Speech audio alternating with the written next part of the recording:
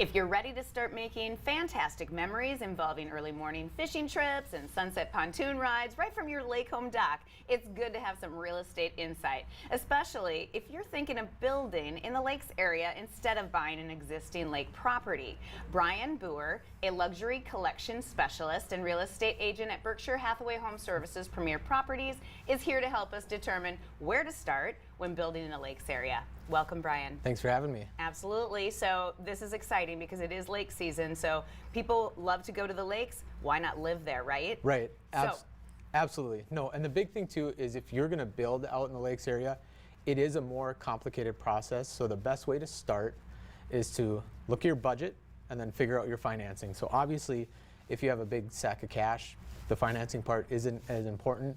But I would say over half the time, people that are looking to build in the lakes area are pulling equity from another property. So that's where we start. We almost work backwards and say, hey, what is my house up in North Moorhead worth? Figure out what that equity you have there, and then have a plan of how to take that equity out and start your build. Okay. So they obviously need to have a budget determined, Yep. So then once that budget happens, what's their next step? Yeah, so I would say the best next step is to really prioritize how you're going to use your lake property and kind of, how do I say? So say you know you want at least this size of a house.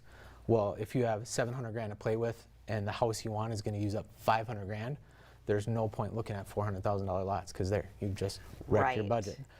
So that's the best way. Kind of really prioritize how you're going to use the place, because a lot of people, they'll spend more on their lot, because if it's just going to be a weekend place, splurge, go crazy on a nice big flat lot. Yeah, because obviously that's where you're going to be playing. That is, yeah. It's in that on that property. So that's pretty cool. So how do you go about then selecting like a builder? Because I mean, we have a lot of builders obviously here in town, but then the lakes aren't here. So how do we select that? Right. So there's a lot of builders in Fargo that will work out in lakes area. Oh, good. And then there's a lot of builders that just work in the lakes area. So my wife and I, I actually grew up working with a builder in the lakes area, and we've built our own house out there twice. So a lot of this stuff I'm not just making up. We've actually done it. That's perfect. And so what I say, like, that's where kind of pulling everything back in. Once you prioritize what you want and you almost have a budget for your structure, then that kind of helps you determine what builders you should be looking at, if that makes sense. So the best builder in the $300,000 range probably is not the best builder you want to work with if you're building a $600,000 property. Right. And definitely not the one you want to work with if you're doing a $1 million property. Okay. So once you have that structure budget, it really helps you find the builder that works best for you. And that's, like I said, I grew up out there. If I haven't worked with a lot of these guys directly, I've seen a lot of the product they put out there. Like I said, we've built our own house twice.